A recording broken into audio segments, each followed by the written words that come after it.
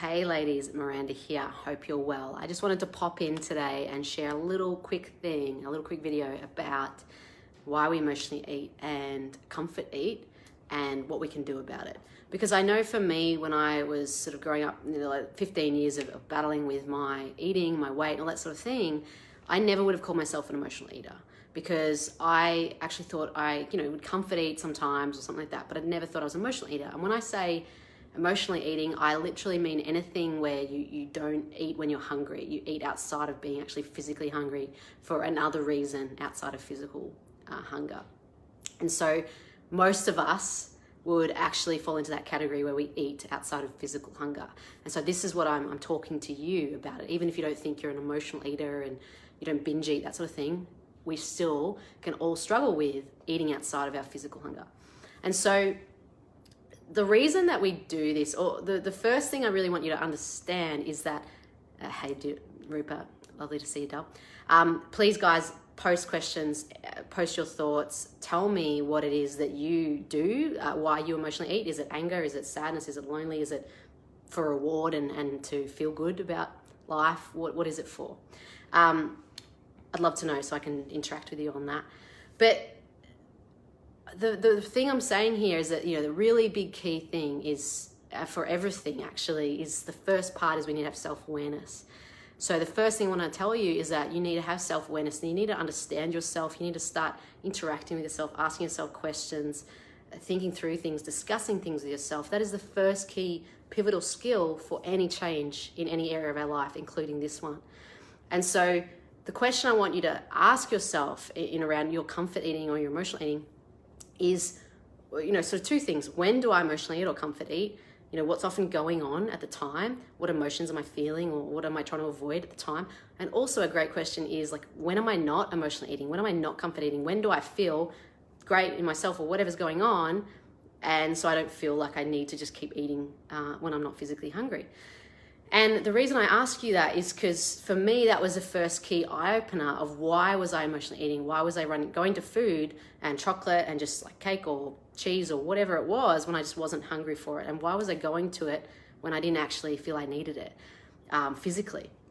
And for me, what I realized when I asked those questions I realized that I didn't emotionally eat and I didn't go to food just when I was physically not hungry, because I felt like I was really loved and I was in a great relationship and someone was really loving me, or I felt like I was on holiday at the beach or something like that. And I realized that they were some like common places and I felt some common things when that was happening. And I never felt like emotionally eating or comfort eating. I was just really happy and I was just eating healthily and just eating whenever I needed to physically. And so when I realized that and I started unpacking that, I uncovered that, look, I have two options here. I could wait for circumstances to change, and I could wait till someone starts loving me really well. And I can wait to go on a holiday to stop emotionally eating. Or, I could actually start working on my thoughts and feelings and dealing the inner work and not wait for something outside of me to have it right now. Because, who knows how long those things can take, and we don't really have control of circumstances as such.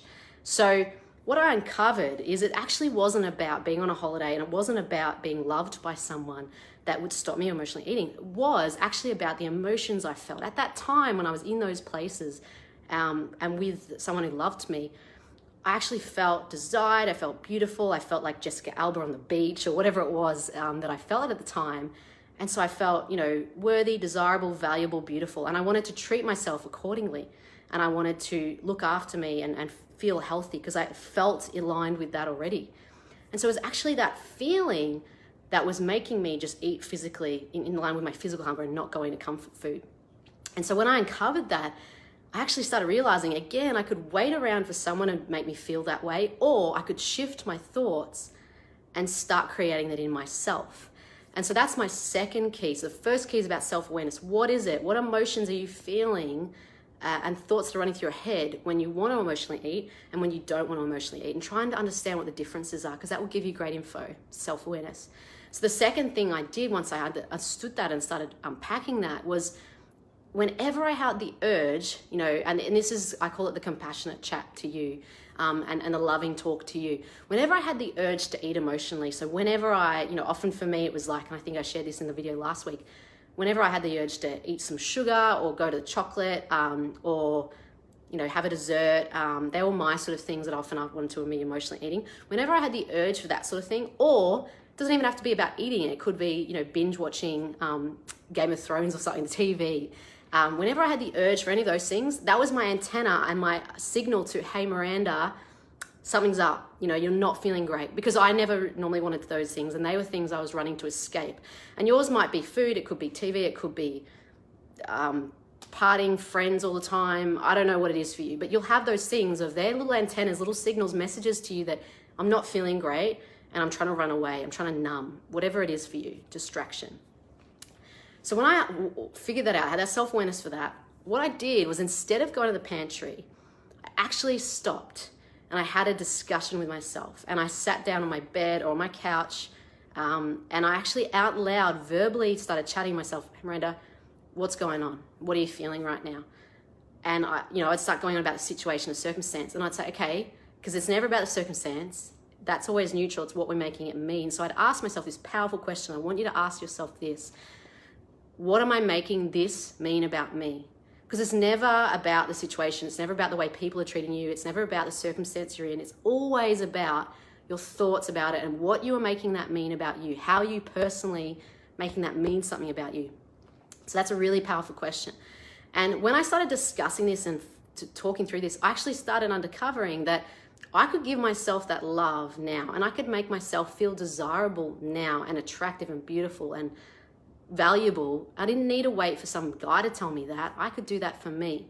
And so when I started asking those questions, having that loving chat to me, talking to me like I would talk to my son if he was going through the same thing, or you might have someone else that you care about, really love unconditionally, talk to yourself and treat yourself the exact same way you'd treat them. And when I started doing that, it started really shifting the way I felt about myself. Outside of what was happening around me, it started shifting deep within. So first thing, self-awareness. Second thing is having beautiful, compassionate chats to you, not running off to try and emotionally eat, but just seeing that's a signal that I need to sit down and figure out what emotions I'm trying to run away from. So that's the two key things. And the third thing I want to say to you is, because you might not emotionally or comfort eat because of love or feeling lonely or feeling unloved or feeling the things that I said that I felt. I had someone I was talking to the other day, and they were saying when they, like on a Friday night or Saturday or either weekend, they might eat really well and in line with their hunger and physically eat great through the week, but then on the weekend they just feel like they just want to reward themselves, relax. They're a busy mom, working, all that stuff, so they just want to splurge and have the cheese and the wine and eat all these things, and it sort of undoes what they do for the rest of the week. And so you might be someone that comforts eats or emotionally eats because you want the reward, or you just want to feel relaxed and comfort, and you've deserved it after a big week or whatever it is. That might be something that you do, for instance. Whatever it is that you do, the reason you eat, the third key thing is to sort of uncover an action to replace it with. And so I was saying to this person, and I was talking about this, and I was saying, well, what do you feel and what do you get out of it when you do eat? When you do have that wine, that cheese, whatever that is for you, that sit in front of the TV and you enjoy that sense of relaxation, pride of, oh, I've had a big week, this is my reward. What do you get out of it? And she was saying, yeah, comfort, reward, just feeling like relaxing, all that. And so we started talking about what other ways could you feel those feelings? What else could you do to access the same emotion of reward and comfort? Because, for me, I feel like that on a Friday night or Saturday night. And I would watch a great movie, and I often work a lot through the week. And so that's my night to do a movie night. And I might have some sweet popcorn in front of me or something, sweet and salty. And, just like a little handful of it or whatever. And that just makes me feel, and a hot drink, a beautiful tea that I love. And that gives me that same thing. Or it could be you go and have a bubble bath, or you could, today later on, I'm going to get a massage, and I feel the same thing. What else can you do where you feel that sense of reward? You go and you buy yourself a nice top. Like, we don't actually have to go to food to fill these emotional voids. We can actually get it elsewhere. And I know for me, growing up, society and my family and other things taught me that food was the place you got your lot of emotional needs met. But it's really untrue, and it's not actually helpful. Yes, we can get some emotions from food. I'm not saying we should never eat emotionally. It's beautiful to eat around a table with friends and to enjoy dinner together and dessert and all that stuff. But if we're running to food full on constantly for our emotional needs, we're relying on that, it sort of becomes a drug to us and actually does some real damage. So the third thing is think of some actions, think of some things you could do to actually change and get that same reward, but through something else other than food. And then you do that for a few weeks, and actually you start loving that and starts creating that new habit.